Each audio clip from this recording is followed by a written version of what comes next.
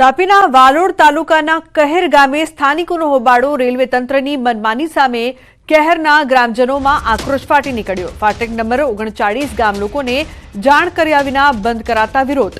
Udhna Jalgaon Tapti railway line પર કહેર ગામે ફાટક નંબર 39 બંધ કરાશે તો ગામના ખેડૂતો વિદ્યાર્થીઓને મુશ્કેલીનો સામનો કરવો પડશે, જેને લઈને ગ્રામજનોમાં રોષ ફાટી નીકળ્યો છે। ત્યારે ગ્રામજનો દ્વારા ફાટક ખુલ્લી રાખવાની માંગ કરાઈ છે। 40 નંબર પર અમારી ડેરી છે તો ત્યાં અને શિક્ષણ બાબતમાં છોકરાઓ પ્રાથમિક સ્કૂલ અમારી 40 નંબર અંડરપાસ છે ત્યાં આવેલી છે તો છોકરાઓને પણ હેરાનગતિ થાય છે અને પબ્લિક કહેર ગામનો હેરાન થાય છે। તો અમારે 39 નંબર ફાટક જ્યાં સુધી સોલ્યુશન નહીં આવે ત્યાં સુધી અમે બંધ કરવા દઈશું નહીં। આજ રોજ કહેર ગામે ભેગા થયેલ કે જેમાં ફાટકની સમસ્યા માટે કે જે વસ્તુ અમારી પાસે કોઈ વૈકલ્પિક રસ્તો નથી ને જાણ કર્યા વગર આ રેલવેવાળા 39 ફાટક બંધ કરવા માટે આવી ગયા છે। અગાઉ પણ અમે કોઈ એની પરમિશન આપી નથી। તો દ્વારકામાં રહેણાંક વિસ્તારમાં આગ લાગતા દોડ ભાગ મચી છે। રેતવાપાડા વિસ્તારમાં અચાનક આગ લાગી ખુલ્લા પ્લોટ અને ખાલી મકાનમાં આગ લાગતા સ્થાનિકોમાં નાસભાગ મચી હતી। ફાયર બ્રિગેડની ટીમે આગ પર કાબુ મેળવ્યો। આગમાં ઘરવખરી બળીને ખાખ થઈ છે। આગ લાગવાનું કારણ અકબંધ છે, કોઈ જાનહાનિ નહીં। સંવાદદાતા મુકુંદ જોડાયા છે ફોન લાઈન પર વધુ માહિતી માટે। મુકુંદ, શું છે સમગ્ર ઘટના? લુગના વાત કરવામાં આવે તો યાત્રાધામ દ્વારકામાં આવેલ રેતવાપાડા વિસ્તારમાં રહેણાંક વિસ્તારની આસપાસનો જે વિસ્તાર છે તેમાં આગ લાગવાની ઘટના બની હતી। આગ લાગવાના કારણે લોકોમાં પણ નાસભાગ મચી હતી। ત્યારે વાત કરીએ તો રેતવાપાડા વિસ્તારમાં જે ખુલ્લો પ્લોટ અને એક ખાલી મકાન હતું તેમાં આગ લાગવાની ઘટના બની હતી અને આગ લાગવાની ઘટના બનતા જે દ્વારકાની ફાયર વિભાગની 2 ગાડી સ્થળ પર પહોંચીને આગ પર કાબુ મેળવ્યો હતો, પરંતુ સદનસીબે આગમાં કોઈ જાનહાનિ નથી થઈ અને આગ લાગવાનું કારણ અકબંધ છે। જી બિલકુલ, આભાર આ સમગ્ર માહિતી બદલ।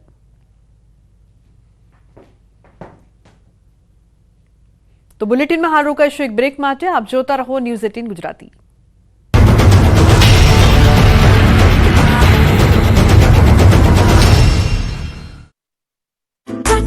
નમસ્કાર, આપ જોઈ રહ્યા છો ગુજરાતની number 1 news channel news 18 Gujarati. આપણું ગુજરાત સાથે હું છું સિદ્ધાર્થ ધોળકિયા। મહત્વના સમાચારથી કરીએ શરૂઆત। ભરૂચ હાઈવે પર એસટી બસ અને ખાનગી લક્ઝરી બસ વચ્ચે અકસ્માત, 16 ને ઈજા। અંકલેશ્વર નજીક નેશનલ હાઈવે નંબર 48 વહેલી સવારે મોતની ચીચિયારીઓથી ગુંજી ઉઠ્યો। અંકલેશ્વરની વાલિયા ચોકડી નજીક આવેલ આમલખાડીના ઓવરબ્રિજ પર ખાનગી લક્ઝરી બસ અને સરકારી એસટી બસ વચ્ચે અકસ્માત સર્જાયો। અકસ્માત સર્જાતા ખાનગી લક્ઝરી બસ પલટી ગઈ તો એસટી બસ પણ માર્ગની બાજુમાં ઉતરી ગઈ। ખાનગી બસ પલટી જતા બસમાં સવાર મુસાફરો અંદર જ ફસાઈ ગયા।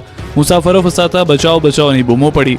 આ અંગેની જાણ આસપાસના સ્થાનિકોને થતા તેઓ મદદ માટે દોડી આવ્યા અને મુસાફરોને બસમાંથી બહાર કાઢ્યા। બનાવની જાણ થતાની સાથે જ પોલીસ કાફલો પણ ઘટના સ્થળે દોડી આવ્યો અને ઈજાગ્રસ્તોને 108 એમ્બ્યુલન્સ સેવાની મદદથી સારવાર અર્થે અંકલેશ્વરની જયાબેન મોદી હોસ્પિટલ ખસેડવામાં આવ્યો।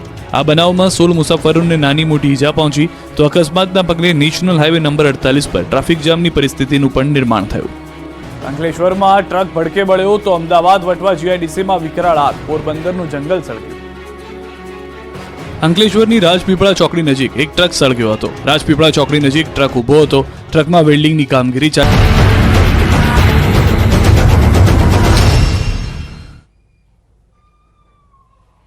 તો બાંગ્લાદેશમાં હિન્દુઓ પર અત્યાચારના પડઘા અમદાવાદમાં પણ પડ્યા છે। હિન્દુ હિત રક્ષા સમિતિ કર્ણાવતીએ પણ બાંગ્લાદેશમાં હિન્દુઓ પર થતા અત્યાચારનો ખુલીને વિરોધ કર્યો અને રિવરફ્રન્ટ પર વિશાળ માનવ સાંકળ રચીને દેખાવ કરીને વિરોધ કરાયો, જેમાં સંતો મહંતો તેમજ રાજનેતાઓ પણ જોડાયા હતા।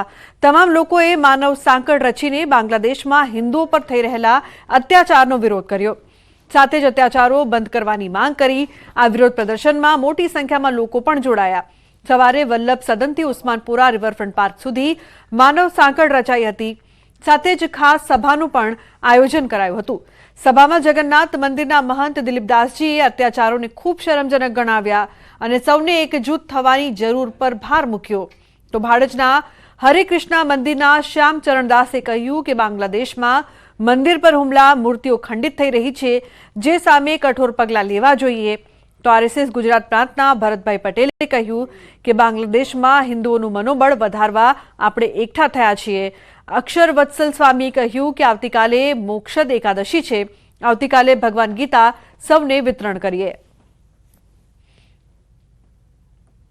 હિન્દુઓના ટાર્ગેટ કરીને અત્યાચારો શરૂ થયા, એકદમ નિંદનીય છે.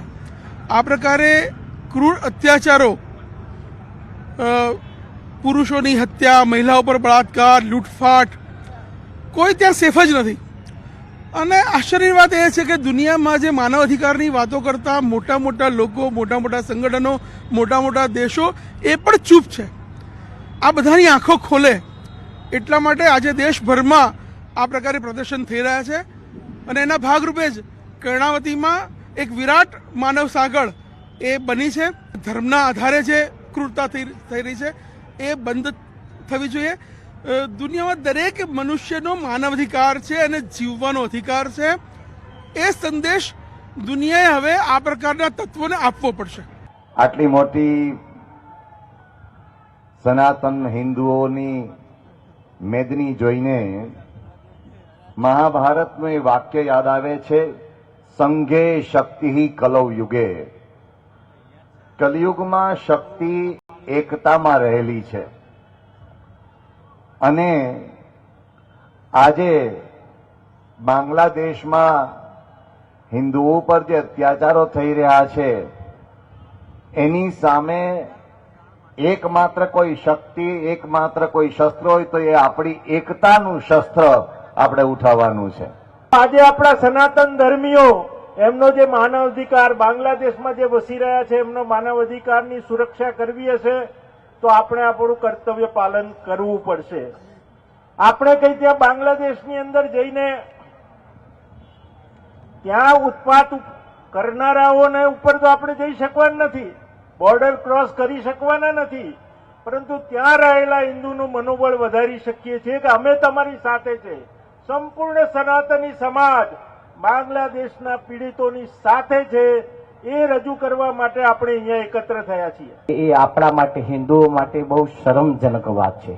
હિન્દુ સમાજ આટલો આપણો મોટો વિશાળ સમુદાય, આપણી આટલી મોટી સંખ્યા હોવા છતાં એ અલ્પ નાનું બાંગ્લાદેશ આટલું આપણા ઉપર, આપણા સંતો મંદિરો તોડી નાખતા હોય, મૂર્તિઓને ખંડિત કરી દેતા હોય, તો બાંગ્લાદેશના આ જે કાર્ય થઈ રહ્યું છે એમાં આપણે સૌ એક બની, નેક બની, હિન્દુ સમાજ એક બની એનો વિરોધ વ્યક્ત કરી અને માનનીય વડાપ્રધાન શ્રી નરેન્દ્રભાઈ અને એવા આપણા યશસ્વી ગૃહમંત્રી શ્રી અમિતભાઈને પણ રાજ્ય સરકાર પણ આમાં ધ્યાન આપી અને કેન્દ્ર સરકાર પણ ધ્યાન આપી જેમ બને એમ જલ્દીમાં જલ્દી બાંગ્લાદેશમાં શાંતિ, આપણા હિન્દુ સમાજને શાંતિ સ્થપાય, શાંતિથી એમને મંદિરોનું પૂર્ણ નિર્માણ થાય.